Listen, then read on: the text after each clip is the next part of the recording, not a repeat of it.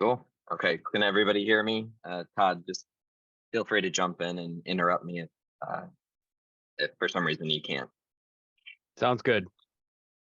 Okay. So my name is JD Schaumberg. I'm with Online Resources. We are out of Indianapolis. We are a 3D data collection company. So we specialize in 3D scanning and sending that to inspection reverse engineering processes. We also have a virtual reality division, a robotics division, and an automation division. So today I'm going to give a little bit of an overview of what is 3D scanning, how do we collect data, and how can it be used. And then I'll share some examples of kind of those different avenues where they're going. Um, I am in New York City at a trade show, so I apologize if some noise comes on behind me. I'll try and mitigate that as best I can. Um, so thank you for having me. I really enjoy doing this. One of my passions is teaching. I've been a coach for 25 years in the middle school and high school level. So it is kind of a passion of mine to try and share the knowledge that we've gained in this industry. So what is 3D scanning? Um, it's the act of putting a physical object into the digital world by the way of different measurements. Today, I'm going to be talking about optical measurements or structured light scanning. So some of the point collection systems that were traditional is a CMM or a coordinate measurement machine. And this is mostly used in manufacturing for quality control checks. So making sure that part that they made is, or what the part that they designed is actually what they made in the facility. This was traditionally on a huge table over on the left side of the screen. And then the next generation was an arm, or where it was kind of bolted to a table, but you could still move the arm around and collect data. Kind of the next level of scanners or the next generation of scanners were volume scanners. This could be like tabletop. You might have seen them in like a dentist's office, like the one on the left side, to very large scale, like 300 meters in one scan. This is what we use to scan like the Boeing 737 series, bridges, buildings, things like that. The most current version of systems is really what we call the handheld scanning system. And this is either the ones on the left, which is just two cameras with projecting lasers onto the part, and they're picking up the points, or a dual triangulation system, which it has kind of a wireless probe with it, similar to the traditional method of data collection, one point at a time, or it has that baseball looking guy, which can pick up about 1.5 million points a second. So the traditional CMMs were just, they touch and give 1 point, move, touch, give 1 point and move, where now we're just like inundating our computer with a data set that we have a lot more flexibility in analyzing the parts and a lot more detail and accuracy. So I just talked about accuracy, or said talked about that where we get a lot more accuracy. I'd like to really clarify about accuracy and resolution and what is the difference. I see a lot in the industry that they kind of interchange these two terminologies. But for today's purpose, accuracy, we're talking about the actual point to the surface. So here's our part, it's the blue, and then the red is where the scan data is. It's how close is each point to that part or to the nominal surface. And this is also, I kind of call it the error of the system. There's an acceptable error of optical systems, and we call that the accuracy. So in my opinion, they just kind of spun it to the positive side of things, where resolution is how close are those points together. So accuracy is vertical and resolution is more horizontal. So you can see low resolution on the left side, the point spaces are further apart. And then high resolution is going to be very close points together. This is really, they're really separate until you have a very small part and you're trying to get into all those details. So like in the corner of the, we'll call it a nub or the rectangle. If we have a higher resolution, it will allow us to actually increase our accuracy, but it will never be higher accuracy than the spec of the system. So at low resolution in corners and things, we're just going to get a lower resolution than the system, or a lower accuracy than the system says. Also, if you guys have questions, feel free to interrupt me. I'm a big fan of kind of stopping and answering those as they come up, so don't hesitate to do that. So how are points collected? In structured light, there's really two different. There's a white light and a laser. The white light system looks like ants marching across. So you'll see it kind of flash, and then light and dark show up. And we're actually picking up points in that juxtaposition of the light and dark. So where the white meets the dark, that line is actually a point collection for the scanner or for the cameras. On laser, it's the actual laser line. And our resolution is how close, so how thick is the laser line. So our resolution can never be smaller than the thickness of the laser line, or how crisp are those white and dark spaces next to each other. So scanner file type. All scanners pick up points, 3D points. A grouping of points and it's line of sight. So if somebody's standing in front of the system, they're not going to get what's behind them. We can't see through things. Think of it like when you shine a flashlight. If you see the flashlight, that's where we're collecting data. If you see a shadow, that's where we're not collecting data. So for those traditional systems, we need to take a lot of scans and move around an object. That gives us the full 360 to make sure that we can see points and align those points behind some of the shadowed parts in certain areas. And that when we put those together, that's the aligning of the meshes or aligning of the 3D points and merging of the 3D points. A mesh is where we actually start to triangulate those 3D points together. So this can be an FTL or an OBJ, and the OBJ is what contains the color or the texture map. And multiple meshes can be merged just like multiple point clouds can be brought together. So on the top, you see the point cloud, which you can still, our eye still reads it as a 3D object, but that really doesn't mean anything to a usable system in manufacturing or whatnot. It's really just like we can extract single points off of that, but it's really a visual system at this point. The mesh is where we start to actually, we're able to digitally interact with it now. So we can start sending this to a machining application, to a 3D printer. I'm sure you guys have talked about STL meshes with the 3D printers. So if you have questions, let me know. I'll go ahead and move on. So as we collect the 3D mesh, we're actually collecting like a thickness of points. And then where the thickness, the like standard deviation of those points and where they collaborate the most, that's where we actually extract one single layer of 3D points and turn those into the mesh. When we, I guess, filter, have some kind of calculation function, that's the accuracy or error of the system. So that's kind of where we get the accuracy from and why there's an allowable error tolerance to the data collection system. So how do we get from points to a mesh? This is going to be super technical. I'm not sure if it really matters anymore because the software just kind of do it for you. But I think it's important to understand and also for students to understand what's actually happening along this path. So we start out with points. We connect those points to make edges. When we triangulate those points, 3 points together with the edges, we get faces. The faces then can come together for quads, which are polygons. And then when you put all the polygons together, we get a mesh.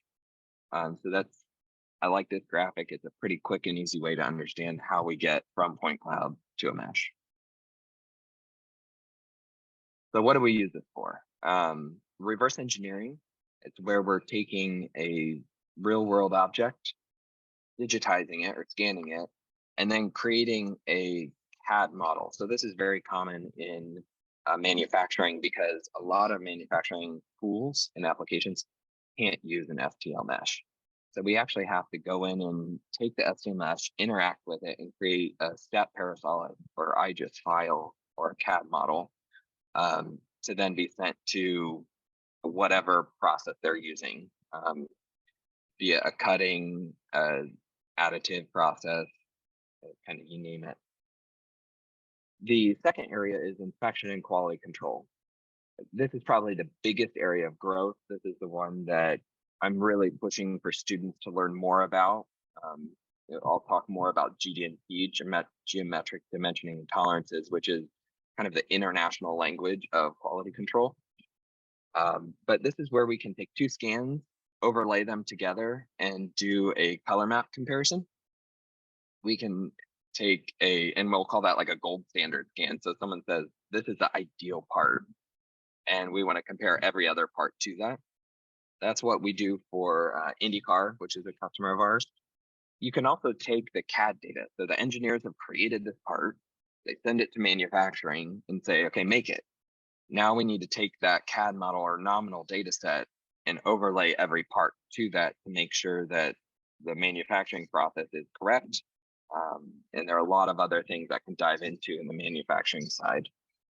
And then for GD&T callouts, and callouts are just different tags on a drawing that give tolerances or positional location that are critical for feedback. A good example is like Ford or GM will have multiple manufacturers touching, let's say, an exhaust system.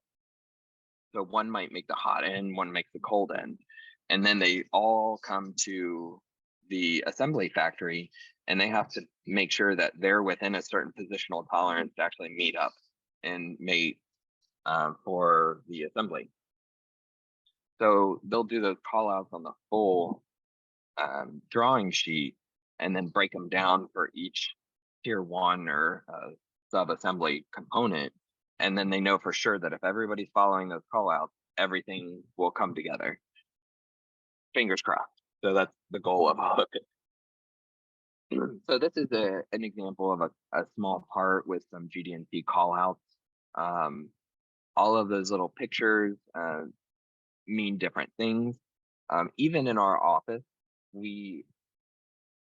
every GD&T specialist or inspection engineer we have, they get a little book of all of the GD&T call outs with all of the theory behind them. So it's very geometry focused. Like, why is a circle a circle?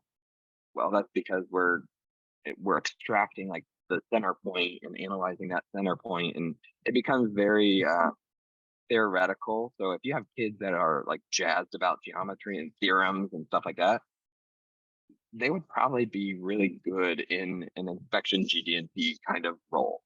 And that's what I've noticed. If they really love thinking about it, but they have a tangible, hands-on kind of process. So I'll go ahead and just show that to you. And if you have questions later, feel free to ask. So what are some of the projects we use? This is IndyCar. We inspect every car pre-post race. We're getting about 50 million points of inspection in 8 minutes. And we have an accuracy, we're now more accurate than this.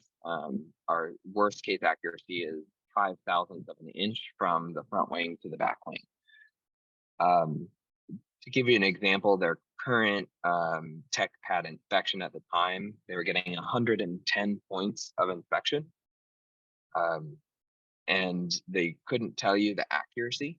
It was very unknown and kind of depended on who was using the template at the time. And it took them 15 minutes per car. So we paralleled the system for 2 years, testing it. We were getting good, if not better, data. And so they now use us for the inspection to make sure that the cars are safe. That's probably the biggest reason. And that obviously if they're in spec or not cheating.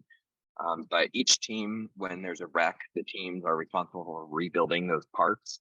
So it's a good way to make sure that the aero on the cars are actually safe. So in 2015, at the Indianapolis Motor Speedway for the Indy 500, the cars were spinning, and they found out that the cars were actually starting to lift off the ground as they were spinning backwards. So we were scanning cars and sending them to a wind tunnel for CFD analysis. And then an engineer was flying back in the month of May, back and forth to North Carolina, going to the wind tunnel, doing testing on different applications to put on the back of the cars to make sure when they spun backwards, they stayed on the ground. So in a matter of 1 week, we were able to collect the actual data on the cars. We were able to design something, send it to a digital wind tunnel test, send it to a wind tunnel physically, print the part, put it on the car, test it in the wind tunnel, and then once it was design approval, it came back and was applied to the cars. And by the start of the race of the 500, every car was had one of these things attached.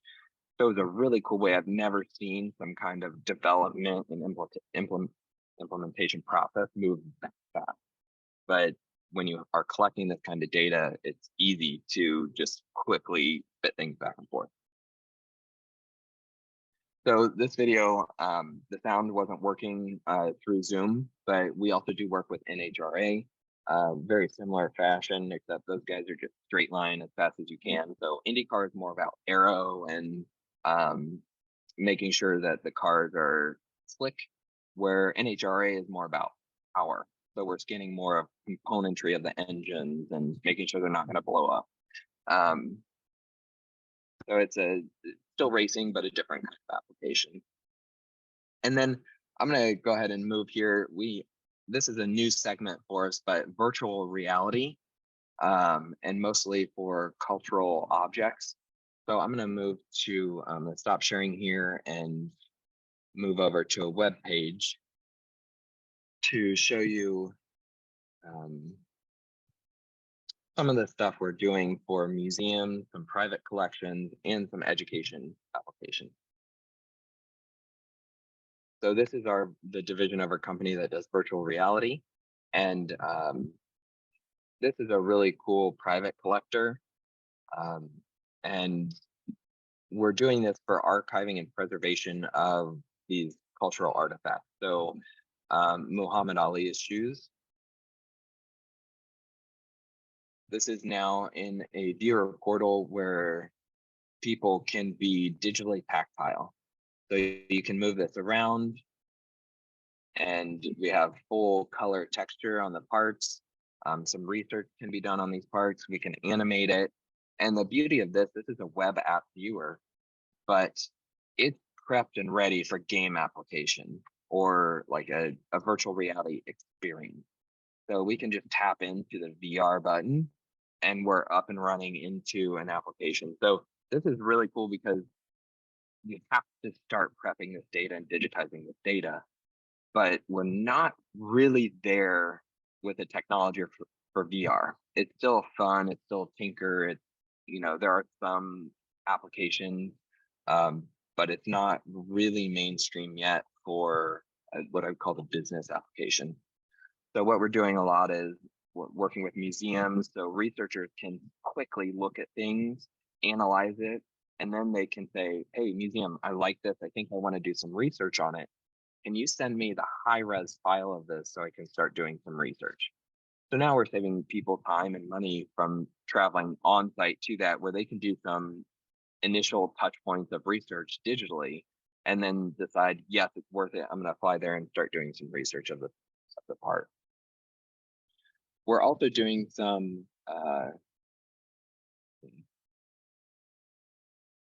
back here to our collection.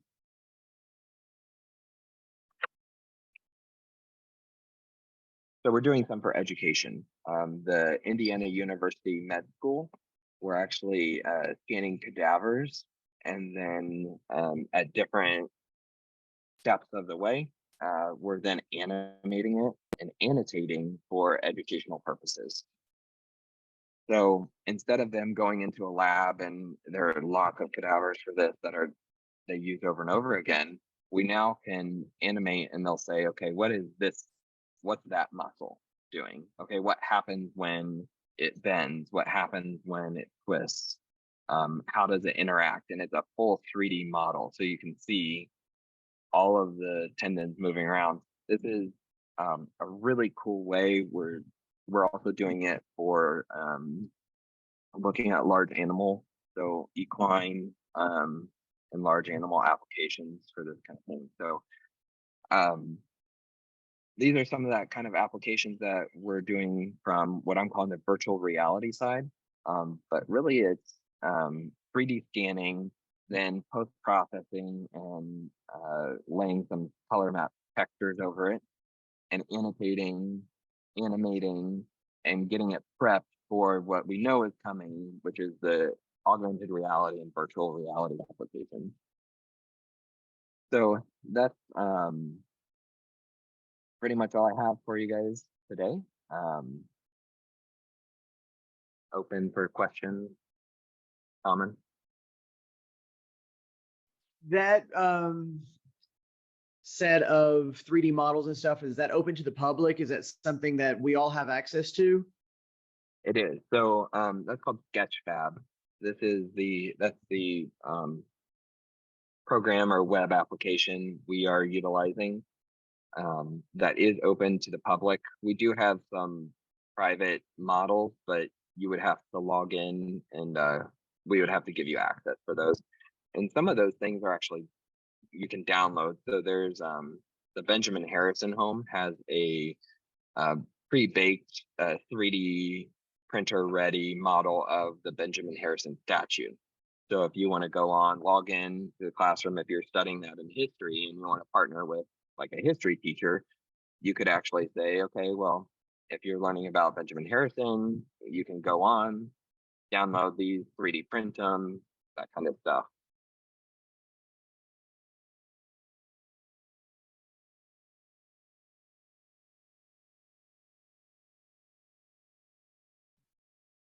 If anybody else has a question, I can take that in the chat.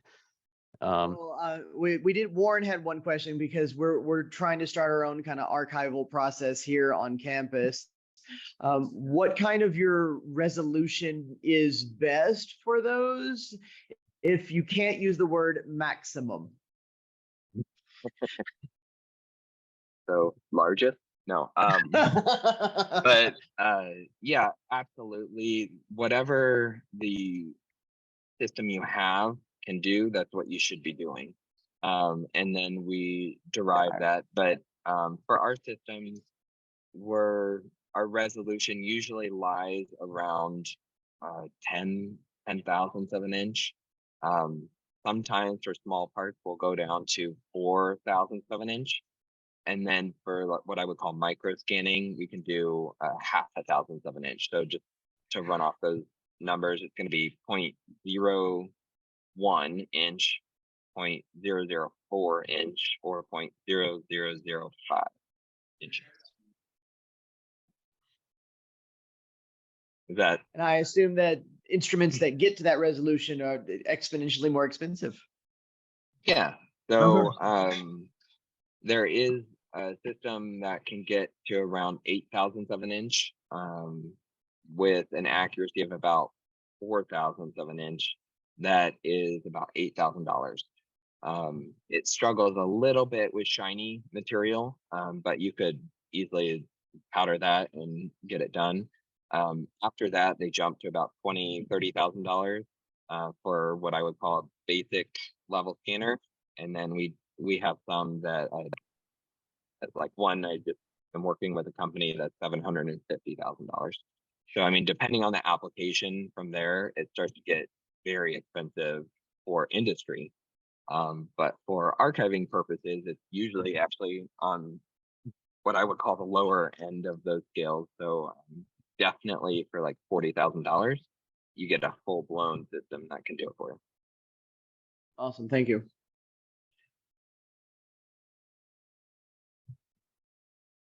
JD, I have a comment question, kind of follow up with you. We talked about this at one point, and then we kind of had to step away from it because we were both busy with things. I still have 2 Sense scanners. Mhm. I know they've been discontinued. I also know that they still have the software downloads. Let's take this as an example, or a good example for an application like that. So Alan and Warren, they are at Otero University in La Junta, Georgia, or La Junta, Colorado. Geez, what state am I in? Okay. So, but they had like fossils and things like that they would like to scan. Can that still be done with that machine? And here's why I'm asking. I would mail them one of my machines, if we thought that would work. And then you also know I have a more advanced scanner, so if I can get Mhm. back there, I could do a lot of scans for them. So go with that discussion, and I've got to go downstairs and grab something for my wife, and I'll be right back. Cool. So yeah, the Sense scanners, it was like a $400 scanner, and it was really incredible. It came with a watertight software that it was pre-baked for 3D printing. It is not very accurate. So for example, we scanned a person, and it had a percentage error, so it was like 3 or 4% per foot. I think I forget the exact specs on it. But what that actually turned out to was when we scanned a person, they were about 6 inches shorter than they actually were. And so if you're using the Sense scanner for archiving, if you're wanting to use it for an archiving process, it's not going to work for research. It could still give you a visualization and an understanding of the parts, but those were really good. There was no moving parts on the scanner, so it was really good for students. They're very robust, and it, they automatically watertighted everything. So all of the like intricacies and challenges with some of the higher end scanners you just didn't have. It basically dumbed down scanning to make it very easy to deploy in the classroom. But the other scanner that Todd has it's like a $60,000 scanner, and it's very good. That's one that's widely used in industry. It does not do color, but it absolutely could get archiving level data for like a fossil or something like that. Is there a system that schools will be able to afford? Um, so I guess it depends. That's pretty broad, what they could afford. And maybe somebody else could correct me. Maybe Jeff, you'd know about this. There were Pell grants, is that correct? For technology, is that just state dependent, or were those national? There are federal grants that we got at the community college level for CTE programs and that kind of stuff. I'm not sure about high school though, if that translates to them K through 12 or not. I'd have to look, but yeah. So I think there were some grants that covered specifically technology, new technology, and I think they would cover like that $8,000 scanner. I think it was up to a $10,000 grant. And Todd, you might know more about that as well. I don't live in education, but I try and help out as much as I can. So Yeah, we got Perkins grants at the college level. Yeah. Okay. I'd have to look at K through 12 though, if I do that or not. I'm not sure. Okay. Yeah. So I'm not sure what a lot of I'm pretty familiar in Indiana with what kind of dollars some high schools have to spend on technology, but I'm guessing most of that was state level funding. So outside of Indiana, I don't have much knowledge. Well, there are some programs where you can write grants, and they are technology focused grants. So that would be a good opportunity for people. So especially if we were able to find maybe a couple of systems that we feel like could work, or we could recommend them, that would probably help some of the teachers if they decided they wanted to pursue something like that as well. The other thing that I don't know if it's really been created, Todd and I were talking about was um, maybe having students send objects, and then we could do a virtual meeting and we might do the scanning for them, but they could see their parts being scanned, and then we could send the data back to them so that they could interact with it. Uh, so they're just different ways to go about it. The most expensive part is the scanner itself. Um, I do sell them, obviously, but that's not where our focus is the education level. We work mostly with these large industries selling multiple $100,000 systems. So, but I think if it's low volume, like if we're talking about 10 parts that are going to be scanned and we're sending back scan data files, I think that would be doable between Todd and I putting that together. So happy to help, however. I think that's a great solution, and I would love to see our scanner be used more. And so that would be certainly a low cost way in which we can collaborate with schools, and set up a session ahead of time. We also can record it so people could see it. It's something we haven't done before, so I think it'd be worth pursuing. So a number of folks have proposed doing things with birds and bird wings. And so that might be just where we could, get a collection of those and be able to scan that and see how that turns out. So We just did a polar bear, and Ooh. when I was down doing the polar bear, they had also a lot of birds. So are they interested in like the body, the wings, or? The wings specifically, with an idea to kind of inspire students to think about turbine propellers. Oh, okay. For Yeah. wind turbines. There's a number of teams here that are doing that, and so that would be unique. So I'm and fascinated the with decoys. turbines. So we also have a group that's actually going to try and create decoys for geese, and do animated, robotic decoys. Yeah, animatronic. That's cool. Yes. Yeah, I actually use a decoy as one of my demo parts up in the booth. I wanted to do this live from our booth and show you some of our robotic applications and things, but it was way too loud. So you get the basement. Well, that's fine. And a number of people have been saying they would love to see this process. So Okay. we might even be able to set up a real short demo, and maybe we can collect a few things to scan and do it that way. Cool. Yeah, that would be good. So we work with the Children's Museum here in Indianapolis, and they have one of the largest collections of animals. Is the taxidermy animals. So that's why I was asking about the birds, because I'm sure they would be willing to share some of that. He's got a lot of connections, so let's see what we can come up with, and maybe within this next academic year we can fit this in somewhere. He's flying a lot of places, I'm not, but we're both busy, so we'll do the best we can, and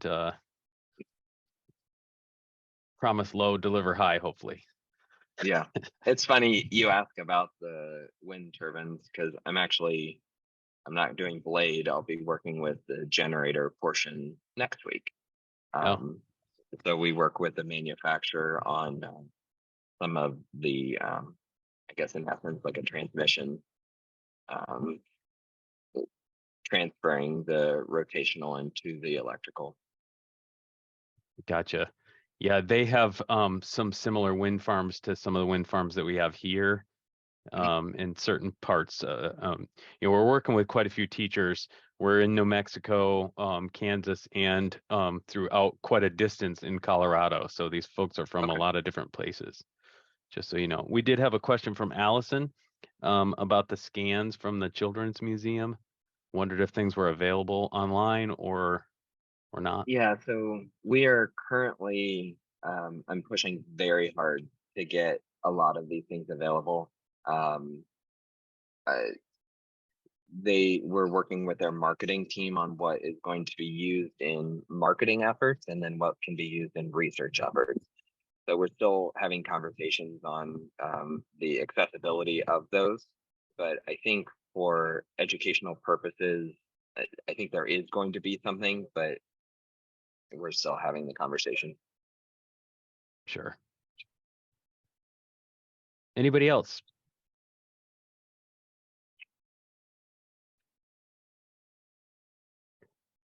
Well, thank you, JD. I really appreciate you taking the time to meet with us, especially with your busy schedule and you're on location there in New York. So Live from New York. there you go.